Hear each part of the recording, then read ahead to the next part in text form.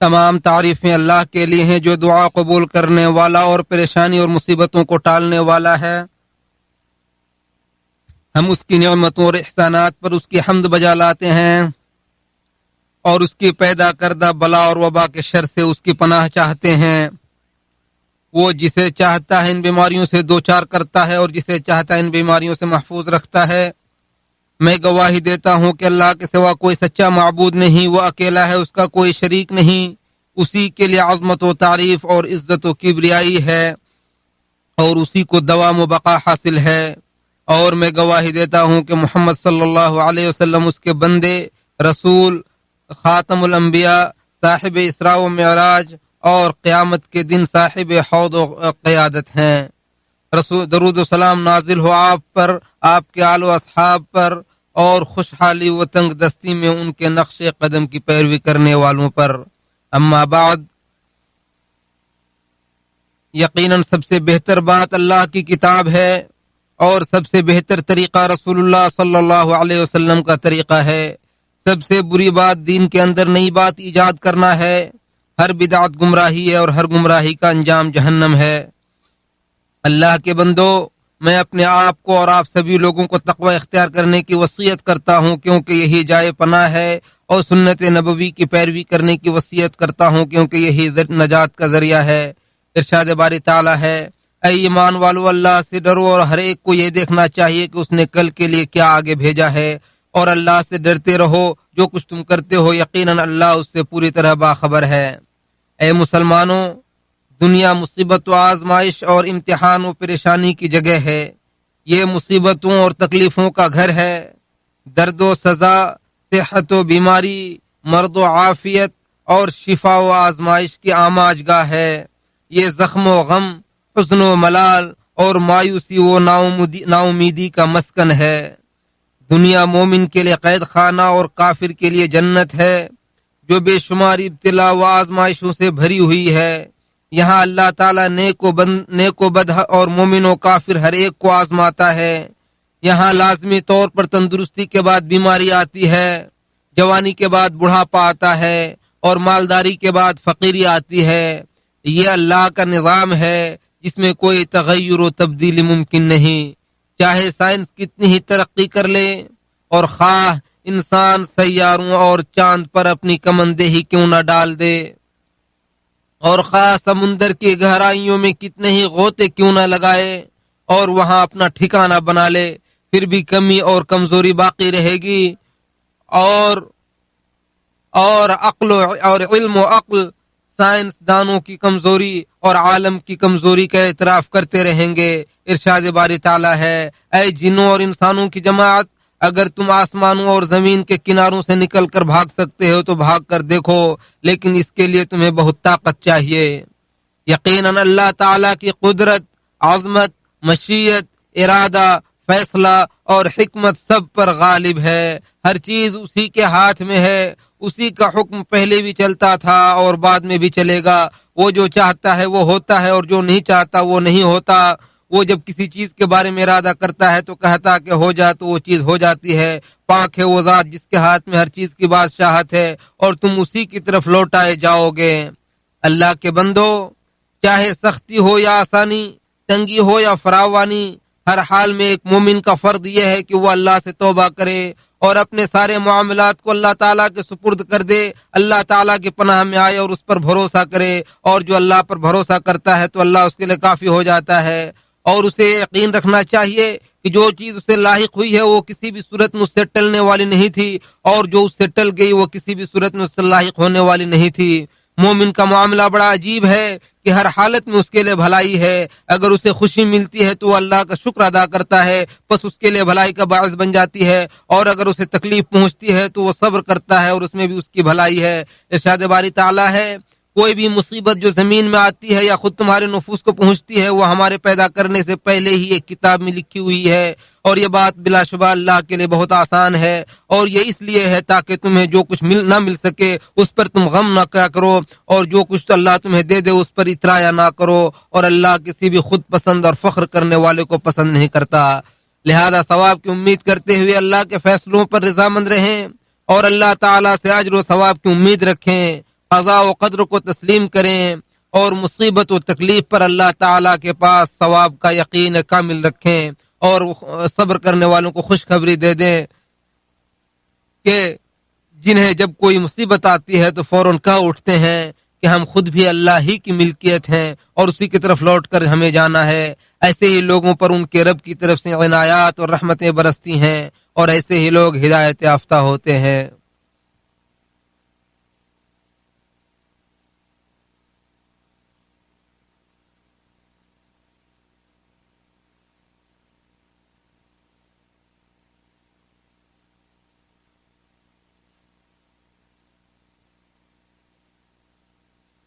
تمام تعریفیں اس اللہ کے لیے ہیں جو حلال و حرام کو مشروع کرنے والا، جسم اور روح کو پیدا کرنے والا اور بیماریوں اور مصیبتوں کو دور کرنے والا ہے، جو اپنے بندوں کو گردش لیل و نہار کے عوارض سے عافیت عطا کرتا ہے.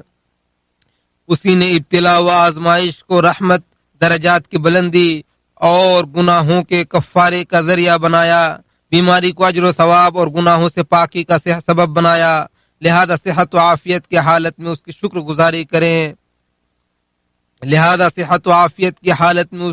گزاری کریں اور بلا و مصیبت کے وقت صبر کریں.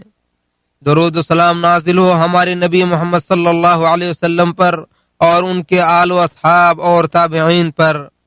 اللہ کے بندو، یقیناً وبا، بحران و مصیبت اور اضطراب و کشمکش کا باعث ہے، اور وبا کی وجہ سے بسا اوقات بسائی دنیا چند دنوں میں اجڑ جاتی ہے. لہذا اس وبا کو جڑ سے اکھاڑ پھینکنے اور کنٹرول کرنے میں ایک دوسرے کا تعاون کریں.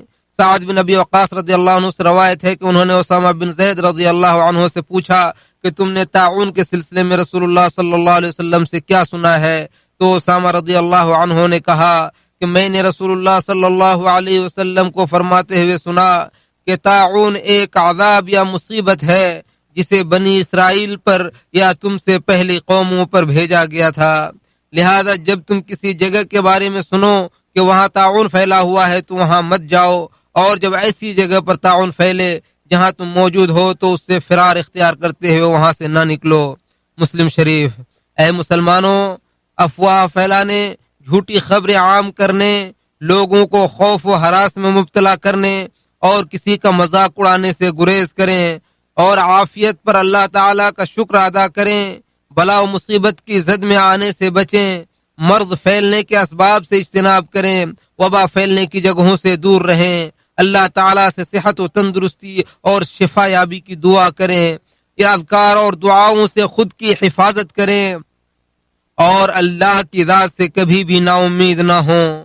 اللہ کی تقدیر سے اللہ کی تقدیر کی طرف بھاگیں، اللہ کی تقدیر سے اللہ کی تقدیر کی طرف بھاگیں، اللہ سے گڑ گڑائیں اور اس کی رحمت سے مایوس نہ ہوں.